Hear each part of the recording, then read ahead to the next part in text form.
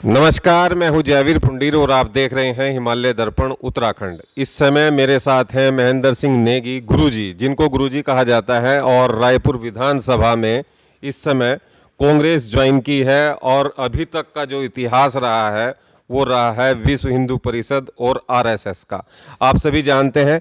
और कुछ ही दिनों पहले कांग्रेस का दामन थामा है और इस समय चूंकि चुनाव का माहौल चल रहा है और दावेदारी है रायपुर विधानसभा से।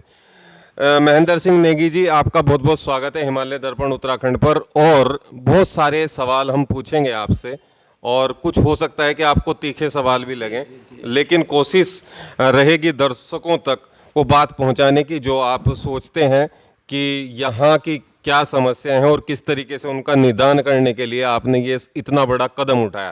क्योंकि जो पृष्ठभूमि रही है वो आरएसएस की रही है, तो महत्वपूर्ण बात है कि विचारधारा, एक विपरीत विचारधारा के साथ में मिलना, तो बड़ी ऐसी परिस्थिति बनी है। तो सबसे पहले सवाल तो ये है कि आप इतने लंबे समय तक उस विचारधारा से रहे जिस विचारधारा की आज सरकार है, उससे पहले भी सरकार रही है। मतलब एक अच्छा ये भी नहीं है कि आप सरकार तक नहीं पहुंच पाए हैं, जहां तक पहुंचना था वहां तक पहुंचे हैं, लेकिन अब ये छोड़ने के पीछे कारण क्या है? विपरीत विचारधारा को स्वीकार क्यों किया गया? जी धन्यवाद पुंडीर जी। जहाँ तक विचारधारा वाले बात कही आपने, विपरीत विचारधारा मैं मानता नहीं हूँ, क्योंकि दोनों संगठन जहाँ मैंने ज्वाइन किया है वो भी भारतवर्ष के अंतर्गत आता है और राष्ट्रवादी संगठन है। और मेरी नज़रों में भारत में क्या, विश्व में, इतिहास में जो संघर्ष का रहा है उसमें कांग्रेस से बड़ा राष्ट्रवादी संगठन कोई इस भारतवर्ष में है नहीं। सन 47 से पहले का यदि कार्यकाल देखेंगे तो कांग्रेस का 62 वर्ष का संघर्ष अंग्रेजों के शासनकाल में रहा है।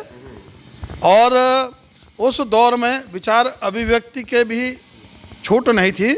तब कांग्रेस अंग्रेजों के खिलाफ भारत की स्वतंत्रता के लिए खड़ी हुई और हजारों लाखों कांग्रेस के कार्यकर्ताओं के संघर्ष के उपरांत सन 1947 में भारत को आज़ादी प्राप्त हुई।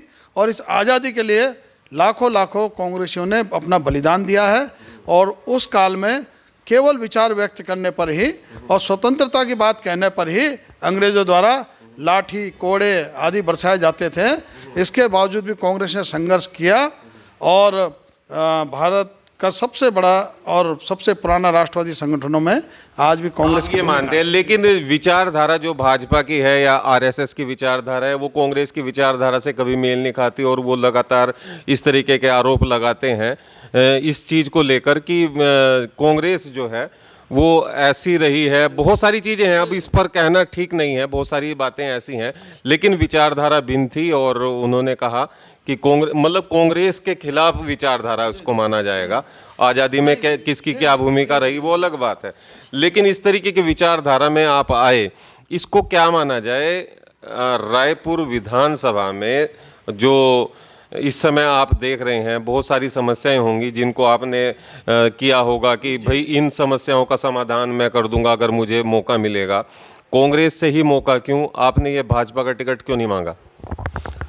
जो कांग्रेस का भी उद्देश्य देश का विकास है, राज्य का विकास है और अंतिम व्यक्ति का विकास है, जो विकास की राह जोड़ रहा है, रोजगार का रास्ता देख रहा है। और हमेशा कांग्रेस पार्टी गरीबों के साथ में रही है और कांग्रेस के द्वारा ही भारत के आम व्यक्ति का जो आज कई कारणों से वंचित रह गया है, चाहे हम उसे शिक्षा से वंचित रह गया हो, आर्थिक दृष्टि से पिछड़ गया हो, रोजगार के क्षेत्र में वंचित हो गया हो, ऐसे सभी व्यक्तियों की विकास की सोच रखने वाली केवल मुझे एकमात्र पार्टी कांग्रेस पार्टी नजर आती है। कांग्रेस लगी, लेकिन आप कांग्रेस को ही मैंने ज्वाइन किया। कांग्रेस को आपने ज्वाइन किया, लेकिन भाजपा के साथ में जब आप इतने लंबा आपका सफर रहा तो कभी भाजपा के लिए दावेदारी पेश क्यों नहीं की? भाजपा केवल समाज के हर वर्ग के लिए नहीं सोचती है और भारतीय जनता पार्टी का भारत के जो विकास है, चाहे वो इस देश में औद्योगिकरण हुआ हो, चाहे बड़ी बड़ी इंडस्ट्रियाँ लगी हो, चाहे इस देश में बड़े बड़े डैम बने हों, इसमें भारतीय जनता पार्टी का कोई विशेष योगदान नहीं रहा है। भारतीय जनता पार्टी केवल नारे और मुद्दे उठाने वाली पार्टी है। और धरातल पर जब कहीं कार्य करने की आवश्यकता होती है तो भारतीय जनता पार्टी की सोच उससे कोसों दूर है। आज भी भारतीय जनता पार्टी मुद्दों नारों पर जीवित है, बड़ी बड़ी बातों पर जीवित है और धरातल पर भारतीय जनता मतलब पार्टी आप कह रहे हैं कि संवेदनहीन है। जुमलेबाज पार्टी हुई, बिल्कुल बिल्कुल ये कहना चाह रहे हैं। संवेदनहीन है। थोड़ा धरातल पर यदि हम कहेंगे तो सत्ता में आने पर वो प्रदर्शन नहीं कर पाते जो विपक्ष के रूप में भूमिका निभाते हैं, कहने का मतलब ये हुआ। सत्ता में भी भाजपा की भूमिका विपक्ष वाली होती है। जैसे विपक्ष के हाथ में कार्रवाई करने का अधिकार नहीं होता, कानून बनाने का अधिकार नहीं होता, बजट पास करने का अधिकार नहीं होता, वो सत्ता वाली पार्टी में होता है। तो भारतीय जनता पार्टी सत्ता में आने के बाद भी विपक्ष वाली पार्टी की तरह मांग करेगी, आंदोलन करेगी, परंतु जब बजट उनके हाथ में, सत्ता उनके हाथ में, बहुमत उनके हाथ में, मुख्यमंत्री उनका है, प्रधानमंत्री उनका है, तो उन्हें नियम कानून कायदे पास करने चाहिए और विकास के लिए बजट पास करना चाहिए। बजट पास करने के बजाय नई कई इंडस्ट्रियल एरिया लगाए जिससे लोगों को रोजगार मिले, ठीक है, नई नई भारत की सेना को मजबूत करने के लिए कई आधुनिक जो अत्याधुनिक हथियार हैं उनके बनाने वो कह रहे हैं कि हमने तो सेना को बहुत छूट दे रखी है और सेना का बजट भी, रक्षा बजट नहीं, रक्षा बजट क्या बढ़ाया? क्या भारतीय जनता पार्टी के शासन काल में कहीं एक भी आयुध बनाने की फैक्ट्री खुली है? जो भी आयुध बनाने की फैक्ट्रियां हैं वो सारे कांग्रेस के कार्यकाल में खुली है। या कोई ऐसा समुद्र का युद्धपोत बता दीजिए जिसमें कि दर्जनों हवाई जहाज, लड़ाकू जहाज लैंड करते हों, ऐसे बड़े बड़े विराट जहाज भी कांग्रेस के बनाए हुए हैं। या कोई न्यूक्लियर या एटॉमिक कोई इस तरह का कुछ उन्होंने निर्माण किया हो तो बताएं। ऐसा कुछ भी नहीं है। इसरो भी जो अंतरिक्ष में खोज करता है, ऐसे ऐसे संस्थान कांग्रेस के बनाए हुए हैं। मान लिया, ठीक है। भारतीय जनता पार्टी के मुद्दे और नारे के अलावा आप कोई देन बताएं तो मैं मान जाऊंगा कि उनका ये ठोस देन है। ऐसा कुछ भी नहीं नजर नहीं आया। ऐसा कुछ नजर नहीं आया। लेकिन एक चीज और भी है, अब रायपुर विधानसभा की अगर हम बात कर रहे हैं, सवाल मेरा ये था कि आपने दावेदारी की है तो कांग्रेस जी के लिए की है, भाजपा के लिए कभी की दावेदारी?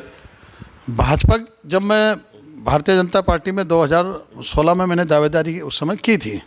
उसके बाद मैं निर्दलीय चुनाव लड़ा और निर्दलीय चुनाव लड़ने के बाद फिर मैंने कांग्रेस पार्टी के नीतियों पे और उसके वरिष्ठ नेताओं की कार्यशैली पे विश्वास करते हुए मैंने अपने सैकड़ों हजारों समर्थकों के सहित कांग्रेस पार्टी ज्वाइन की है। और आज मैं कांग्रेस की रीति नीति उद्देश्यों में अपना यथा सामर्थ्य, यथा प्रयास कार्य में लगा हूं और जो पार्टी का फैसला वो सिरोधार्य है। पार्टी का फैसला सिरोधार्य है, ये आप मानते हैं और ये तो सभी मानते हैं, जितने भी दावेदार होते हैं वो कहते हैं कि पार्टी का फैसला सिरोधार्य होता है। महेंद्र नेगी गुरुजी, अभी तक जिस तरीके का आपका जनाधार रहा है वो एक अलग तरीके की विचारधारा है और ये विचारधारा ठीक है, क्योंकि आपको यहाँ पर जो पॉलिटिक्स करनी है वो सेवा करनी है, रायपुर विधानसभा की करनी है, उन समस्याओं का समाधान करना है।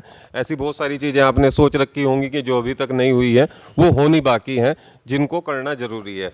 इस समय जो यहाँ पर विधायक हैं, वर्तमान विधायक हैं काऊ, और इसको माना जाता है कि ये एक अभेद की ले जैसी स्थिति है कि काऊ को हराना इतना आसान नहीं है। नहीं, ऐसा लोकतंत्र में किसी को भी हारना और जीतना बड़ी बात नहीं है। विधायक तो फिर भी एक नहीं, उनके कामकाज की बात मैं बता रहा हूँ आपको, अपनी बात पूरी कर रहा हूँ। इसके विधायक से भी जो लोकतंत्र में उच्च पद होते हैं, मंत्री, मुख्यमंत्री, प्रधानमंत्री, और इस देश में जब जनता ने परिवर्तन में आती है तो प्रधानमंत्री भी हारे हैं और कई मुख्यमंत्री जो रूलिंग रहे हैं, जिनके नाम पे चुनाव लड़े जाते हैं, वो भी अपना चुनाव हारे हैं। तो विधायक भी ऐसी कोई बहुत बड़ी चीज़ नहीं है। अगर जनता चाहेगी, जनता का मन मूड है और अपने यदि किसी भी जनप्रतिनिधि ने जनता के द्वारा दिए हुए उसके कार्यकाल में उसने अपना कोई काम नहीं किया है तो जनता अच्छे अच्छे को उखाड़ फेंकती है। ये लोकतंत्र का प्रक्रिया है। ये मानते हैं कि कोई ऐसा काम रहा होगा जो उन्होंने नहीं किया और वादा किया और वो अभी तक अधूरा है? हाँ, रायपुर में तो कुछ ठोस काम हुए ही नहीं है भाई। देखो, जो गली है, सीमेंटेड सड़कें होती हैं, गली वगैरह, तो ये तो सामान्य विधायक जी को प्रति वर्ष 4.5 करोड़ रुपए मिलता है। उसमें तो किसी को विधायक बनाएंगे वो तो बनाएंगे। इसके अतिरिक्त यदि आप देखें कि रायपुर हॉस्पिटल है जो बड़ा काम है भाई। देखो, गली वगैरह तो पार्षद महोदय भी बनाएंगे, प्रधान जी भी बना देंगे गली, सीमेंटेड सड़क 150 मीटर बनाना कोई बहुत बड़ी बात नहीं मैं मानता। उसे कई कई किस्म के जनप्रतिनिधि होते हैं, वो बना सकते हैं उन्हें। परंतु विधायक का जो स्तर होता है, जैसे रायपुर में स्वास्थ्य केंद्र की बात कह रहा हूँ कि लाखों लोगों का उस पर निर्भरता है रायपुर हॉस्पिटल में, और उसमें मात्र 10 बेड है। यदि वो 100 बेडों का किया होता, या वहाँ पर कोई MRI मशीनें या हाईटेक मशीनें जो चिकित्सा में होती है, तो विधायक स्तर का काम है, वो शून्य हुआ है। रायपुर में जो क्रिकेट स्टेडियम है उसकी दुर्दशा है, उसे कोई पार्षद ठीक नहीं कर सकता, उसे विधायक करेंगे। वहाँ पर किसी ने झांका भी नहीं है उस रायपुर क्रिकेट स्टेडियम को। सबसे बड़ा राज्य का यहाँ पर वो है स्पोर्ट्स कॉलेज, उसमें दुर्दशा है, अध्यापक नहीं है पढ़ाने वाले, विद्यार्थियों को खेल की सामग्री नहीं है, वहाँ पर किसी ने झांका नहीं। रायपुर डिग्री कॉलेज में वहाँ पर 2500 विद्यार्थी है, MSc का संख्याएँ वहाँ पर नहीं है, MCOM का संख्याएँ नहीं है, 2500-3000 हज़ार विद्यार्थियों के खेल का मैदान नहीं है। ये वहाँ माल देवता के ग्राम प्रधान जी थोड़ी कराएंगे इस काम को। इस काम को विधायक जी ने करना था, वहाँ पर छुआ भी नहीं है। ऐसे बड़े बड़े जो रिस्पना नदी में गंदे नाले बह रहे हैं अब, उनमें वहाँ लोग बीमारी ना फैले, उसके लिए वहाँ वृक्षों का रोपण होना चाहिए था, ताकि वहाँ के निवासी को जो घनघोर आबादी में बसे हुए हैं, बिल्कुल घनी डेंस पॉपुलेशन में रहते हैं, एक से एक नज़दीक दीवारें सटी हुई हैं, तो वहाँ पर कोई रोग बीमारी ना फैले उस गंदगी के कारण, उसे दूर करने का प्रयास विधायक कर सकते हैं। वो काम नहीं हुआ। ऐसे रायपुर को देहरादून से जोड़ने वाला मुख्य मार्ग, उसका चौड़ीकरण नहीं हुआ। अभी कुछ समय तक तो 20 सड़क में खंभे लगे हुए थे।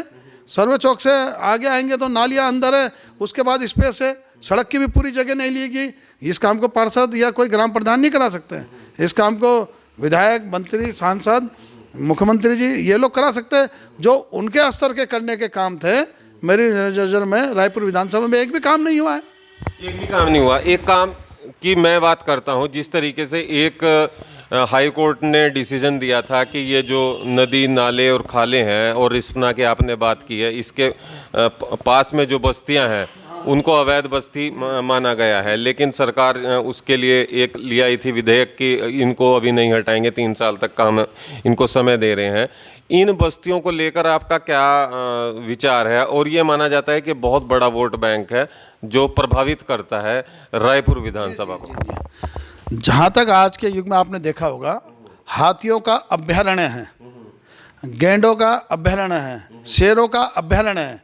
जब मनुष्यता या अंतर्राष्ट्रीय सोच ये कहती है कि पशुओं को भी जीने का अधिकार है, उनके लिए भी आवास होना चाहिए, उन्हें भी पानी उचित समय में मिलना चाहिए, चारा मिलना चाहिए, तो क्या मनुष्य के लिए आवास की व्यवस्था होना नहीं चाहिए? सर्कस से आज पशु पक्षियों को मुक्त कर दिया गया है, और वहीं दूसरी ओर तुमने इंसानों को ऐसे बाड़े में बंद कर दिया है कि वहाँ पर उनके लिए पार्क नहीं है, शुद्ध हवा लेने का स्थान नहीं है। तो यदि उन्हें यह आवास की व्यवस्था होनी चाहिए। संविधान ने भी अधिकार दे रखा है, प्रत्येक मनुष्य को आवास, भोजन और शिक्षा का अधिकार होना चाहिए, इसलिए लोकतंत्र है।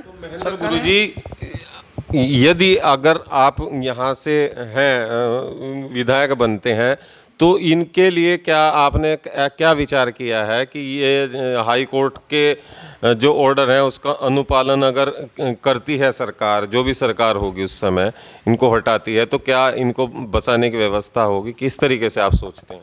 जिस पार्टी का मैं कांग्रेस का कार्यकर्ता हूँ, उसके घोषणा पत्र में भी यही बिंदु आने वाला है कि जो उत्तराखंड बनने से पहले किसी स्थान में जो बस्तियां बनी हैं, इन्हें मालिकाना हक मिलना चाहिए। तो पार्टी के रीति नीति के अनुरूप मैं भी इनको नियमितीकरण, इनको स्वामित्व का अधिकार मिले, इसके लिए संघर्ष करेंगे। और जहां तक रही हाई कोर्ट की बात, तो हाई कोर्ट तो एक इस सरकार ने, जो पिछली भाजपा सरकार है, उन्होंने एक माध्यम बनाया है। यदि कानून लाके भी तो उन्होंने समय अवधि बढ़ाई थी, तो उसी प्रकार का यदि कानून पास कर दें तो फिर तो हाईकोर्ट का डिसीजन का मामला नहीं आता। अगर सदन में पूर्ण बहुमत की सरकार है, वो मतलब क्या कि गवर्नमेंट का, लेकिन वो रायपुर विधानसभा क्षेत्र में ज़्यादा इस तरीके की बातें हो रही हैं। चलिए, खैर, मेरा सवाल अब ये है कि अभी महेंद्र प्रताप सिंह नेगी जिस तरीके से आए हैं कांग्रेस में, और यहाँ के जो दावेदार हैं कांग्रेस के पुराने कार्यकर्ता हैं प्रभुलाल बहुगुणा जी, मैं उनका नाम इसलिए ले रहा हूँ, और कुछ नाम मेरे जानकारी में है, सूरज सिंह नेगी जी हैं, तो ये लोग हैं जो पुराने कांग्रेसी हैं जी जी जी और लगातार वो बहुगुणा जी तो चुनाव भी लड़े हैं, इस बार भी उनकी दावेदारी है, ऐसा नहीं है कि उनकी दावेदारी नहीं है, आपकी दावेदारी, आप युवा भी हैं उनकी अपेक्षा में तो, और जनाधार भी ठीक ठाक आपका है, और दूसरा जनाधार भी आपके साथ में जुड़ रहा है कि वो जिसको आप कहते हैं कि जो हिंदुत्ववादी विचारधारा वाली भी बात है कि वो भी आपके साथ में जुड़ी है, तो ऐसा भी नहीं है। तो अब ऐसी स्थिति में मतलब आपने 2 बड़े प्रोग्राम कराए जी जी रायपुर विधानसभा में, एक जब आपकी ज्वाइनिंग हुई बहुत बड़ा कार्यक्रम किया आपने, उसके बाद भी एक कार्यक्रम किया, तो कहीं ना कहीं ये खेमों में बढ़ती नजर आ रही है रायपुर में जो कांग्रेस है, इस पर आपका क्या कहना है? रायपुर में कांग्रेस पूरी तरह एकजुट है। अभी जो हमने 26 दिसंबर में विजय संकल्प जनसभा कांग्रेस द्वारा, जिसमें मैं कांग्रेस द्वारा नहीं, उसमें ये कहा है कि महेंद्र नेगी गुरुजी द्वारा ये आयोजित कराई गई है। कार्यक्रम कांग्रेस पार्टी का था, संयोजक उस कार्यक्रम का मैं था और हमारे पूर्व मुख्यमंत्री आदरणीय हरीश रावत जी उसमें उपस्थित थे, और अपने कांग्रेस कमेटी उत्तराखंड के प्रदेश अध्यक्ष श्रीमान गणेश गोदियाल जी उसमें उनकी गरिमा में उपस्थिति थी। और आपने देखा होगा किस प्रकार वहाँ पर कांग्रेस एकजुट रही, सभी दावेदार मंच पर थे और हर क्षेत्र के रायपुर विधानसभा के कांग्रेस उपस्थित थे। गुरुजी, मैं ये कह रहा हूँ कि आप मानते हैं कि ठीक है हम एकजुट थे, लेकिन अंदर की बातें ये हैं कि उनको लग रहा था कि ये जो कार्यक्रम है पूरा का पूरा गुरुजी का है, और वो कहीं ना कहीं खिन थे।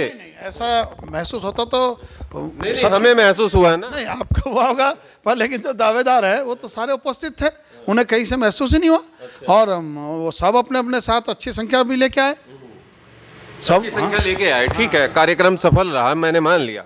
लेकिन ऐसी स्थिति में अभी चूंकि एकदम आज शाम तक या कल तक एक लिस्ट भी आ जाएगी, हो सकता है कि उसमें रायपुर विधानसभा के प्रत्याशी की घोषणा भी हो जाए, ऐसा माना जा रहा है। तो ऐसे में अगर टिकट आपको होता है तो क्या प्रभुलाल बहुगुणा जी आपके साथ में खड़े नजर आएंगे, या उनको टिकट होता है? अब मैं तो अभी आप 2 को मुख्य दावेदार के रूप में देख रहा हूं, और लोग भी हैं, वो बुरा ना माने, वो लोग भी हैं जिन्होंने पेश कर रखी है, लेकिन मुख्य दावेदारी 2 मानी जा रही हैं इस समय। अगर उनको होता है तो आप उनके साथ हैं, ये किस तरीके से देखा जाएगा? केवल रायपुर ही नहीं, पूरे उत्तराखंड की 70 की 70 सीटों में सभी कांग्रेस जन और कांग्रेस के वरिष्ठ नेता इस समय एकजुट है। सबका उद्देश्य है प्रदेश में बड़ी हुई महंगाई और जो बेरोजगारी भाजपा के शासनकाल में भी है, जो घोटाले भी हैं और जो गरीबों की दुर्दशा भी है, कोरोना के काल में जो लापरवाही भी है, इस सब के आक्रोश के स्वरूप सबका एक ही मत है, किसी भी प्रकार कांग्रेस की सरकार इस राज्य में आए ताकि जनता को भाजपा के कुशासन से मुक्ति मिले। तो इसके लिए सब कांग्रेस एकजुट है, केवल रायपुर विधानसभा में नहीं, ये रायपुर प्रदेश में, पूरे प्रदेश की बात। हमारा प्रांतीय और केंद्रीय नेतृत्व का भी इसमें बहुत बड़ी भूमिका और उनका परिश्रम है, उन्होंने जो कि पूरी कांग्रेस को एकजुट किया है पूरे प्रदेश में। लेकिन ऐसा आप बोल रहे हैं, कोई भी कांग्रेस का नेता होगा वो बोलेगा, क्योंकि आप तो नेता बन ही गए कांग्रेस के।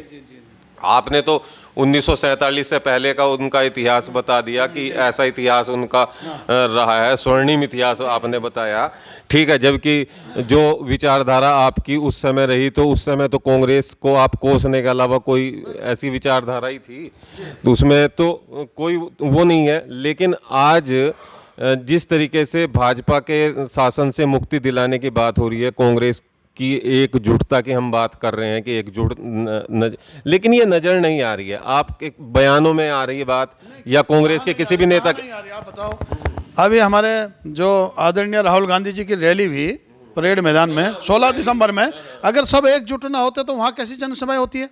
और अभी हमारे जो हरीश रावत जी हैं, प्रदेश अध्यक्ष गणेश गोदियाल जी हैं, प्रदेश के अन्य वरिष्ठ नेता हैं, जगह जगह जनसभाएं हुई, पद यात्रा हुई, तो चाहे वो पहाड़ का धार हो, खाल हो, गदेरा हो, शहर की बस्ती हो, कॉलोनियाँ हो, सब जगह भीड़ जो उसमें उमड़ रही है, अपना सहयोग दे रही है, तो उसे देखकर लग रहा है कि निश्चित कांग्रेस एकजुट भी है और जनता भी कांग्रेस को अपना समर्थन दे रही है। ये आप पिछले 3-4 महीने से लगातार देख रहे होंगे कांग्रेस बिल्कुल संघर्षरत है और हमारे पूरे प्रदेश के जो वरिष्ठ नेता हैं पूरे प्रदेश के दौरे में जहाँ जहाँ जा रहे हैं वहाँ ऐसा जन समूह दिख रहा है जैसे पूरी ताकत झोंक रखी है। नहीं, पार्टी नहीं पूरी ताकत झोंकी है, पर जो जनता का उसमें प्रेम दिखता है उसे देखकर लग रहा है कि ऐसा तो किसी बहुत बड़े आंदोलन में ही जनता उमड़ती थी।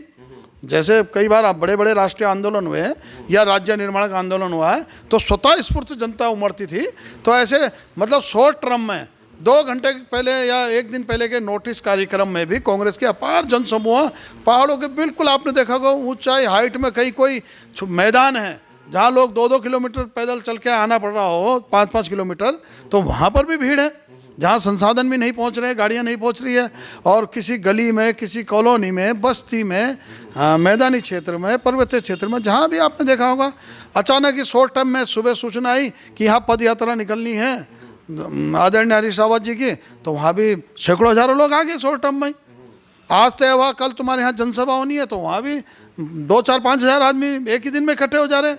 तो ऐसे तो मुझे लगता नहीं कि जिस हाँ नहीं, जो ये आक्रोश इस बार है जब से उत्तराखंड राज्य बना है तब से ऐसा जनता का स्वतः स्फूर्त समर्थन किसी भी चुनाव में देखने को नहीं मिला है। तो इससे लगता है कि कांग्रेस को बहुत ही अभूतपूर्व बहुमत इस बार मिलने जा रहा है। केवल जीतेगी नहीं कांग्रेस, अभूतपूर्व बहुमत के साथ में सरकार बनाने कांग्रेस जा रही है। कांग्रेस सरकार बनाने जा रही है, ठीक है, इस तरीके का दावा भी है, आगे भी पेशकश है कि हरीश रावत जो है मुख्यमंत्री के रूप में उनको सबसे ज़्यादा एक तरीके से जो भी सर्वे में आते हैं, जितने भी सर्वे हुए हैं अभी तक, उनमें हरीश रावत सबसे बड़ी चाहत के रूप में दिखाई दे रहे हैं। ठीक है, वो बात अलग है।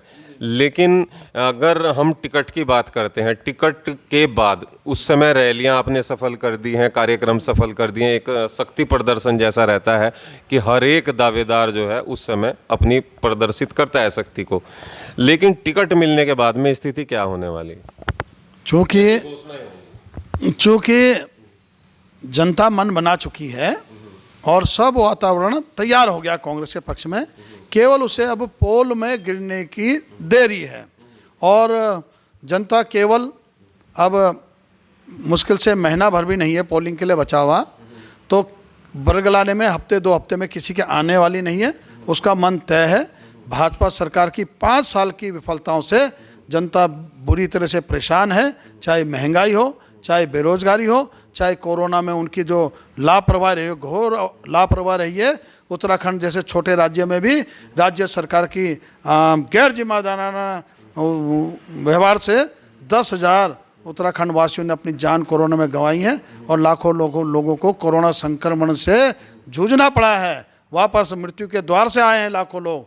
तो ये सब उन्होंने देखा है और वो अब किसी बहकावे में नहीं आएंगे और निश्चित ही कांग्रेस के पक्ष में मतदान होगा और कांग्रेस अभूतपूर्व बहुमत से उत्तराखंड राज्य में सरकार बनाने जा रही है।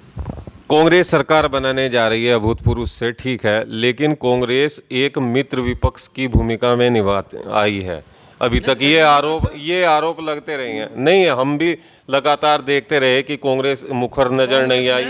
कहीं ऐसे मुद्दे 5 वर्षों में जितने सरकार के विरोध में चाहे धरना प्रदर्शन किए हो, जन आक्रोश रैलियां निकाली हो, चाहे हाई कोर्ट जाना पड़ा हो, ये चुनाव के सरकार के नहीं कंटिन्यू देखेंगे आप।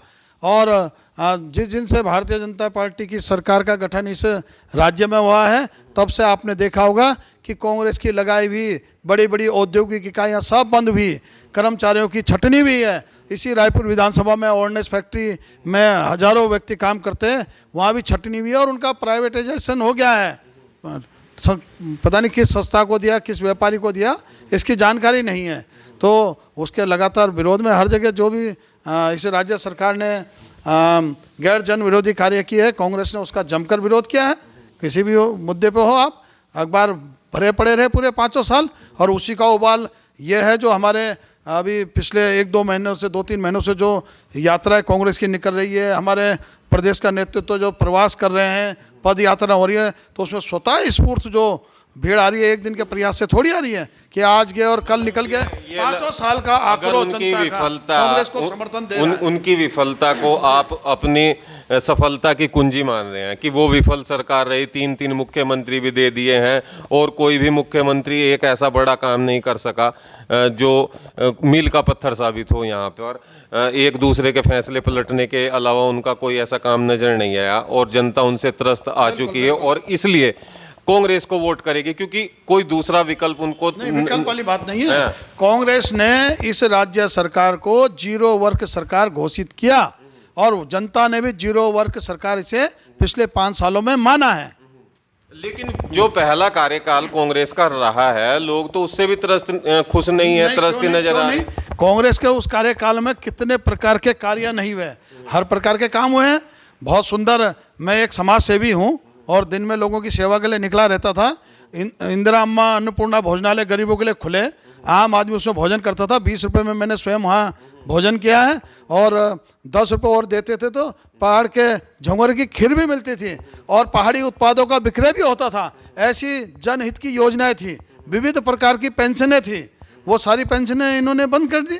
भाजपा ने सरकार में आती तो सारे राज्य के जन विरोधी कार्य किए हैं, कहाँ का काम नहीं हुआ। पहाड़ का अन्न धन बेरोजगारी घराट हर चीज़ अंतिम व्यक्ति तक सोचा गया, आखिरी व्यक्ति तक को कांग्रेस की सरकार में पशुपालन के लिए गाय दी गई, बकरियां तक दी गई, मुर्गियां तक दी गई, विभिन्न प्रकार की योजनाएं दी गई, घर घर से लोगों की आर्थिकी मजबूत हो, धरातल पर उतरी सारी। आज भी लोग उसी को मान रहे हैं। और अभी मैं कल कहीं जनसभा कर रहा था कुछ दिन पहले, अभी आचार संहिता से पहले, तो कई विकलांग महिला एक आई, कहले हमें तो 1000 रुपये पेंशन मिलती है, हरीश रावत जी ने 5000 करने को कहा था, तब तक कांग्रेस की सरकार चली गई, इस बार आएगी तो हमारी ये जो असहाय वृद्ध विकलांग लोग हैं इन सबकी पेंशन बढ़ेगी। और कांग्रेस का अपना घोषणा पत्र में है कि भाई हम इस काम को करेंगे।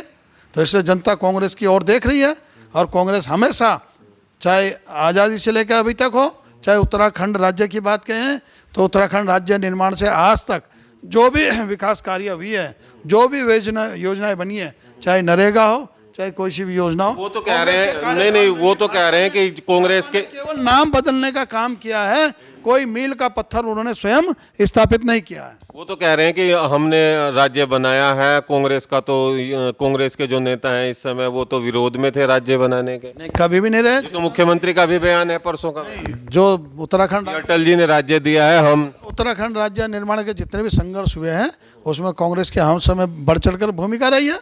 और उस समय केंद्र में जब उनकी सरकार थी, राज्य आंदोलन चरम पे था, तो उन्हीं के सरकार में होना चाहिए, होना था। कांग्रेस की होती तो कांग्रेस उसके लिए तैयार बैठी थी, पर केंद्र में तब भाजपा थी और वो आंदोलन का दबाव था, उन्हीं के कार्यकाल में था। और अगर इतना ही अच्छा उन्होंने किया होता तो पहले ही चुनाव में जनता राज्य बनाने वाले को क्यों उखाड़ फेंकती। उसका परिणाम जनता ने दिया। राज्य बनाने के बाद भी जनता ने ये नहीं माना कि तुम्हारा राज्य निर्माण में कोई भूमिका है, तुमने केवल एक संतुष्टि के लिए ये कार्य किया है और राजनीतिक कार्ड खेला है। अगर दिल से भाजपा राज्य हित की होती तो पहले चुनाव में जब उन्होंने राज्य निर्माण किया था तो पहला चुनाव की जो अल्प अवधि की अंतरिम सरकार थी तो जनता उन्हें क्यों ना जिताती। तो जनता ने अपना जनादेश दिया, इससे स्पष्ट होता है। उसके बाद भाजपा के खिलाफ दिया और उसके बाद जब कांग्रेस की सरकार आई है तो राज्य के जो भी जनहित के कार्य हैं उन्हीं की देन है सारी। ये आप भी भली बात जानते हैं। महेंद्र गुरुजी, एक चीज़ और भी जानना चाहूँगा और दर्शक भी जानना चाहेंगे, ये महेंद्र गुरुजी रायपुर विधानसभा तक सीमित रहेंगे या प्रदेश स्तर की राजनीति में सक्रियता निभाएंगे? किस तरीके से आप देख रहे हैं?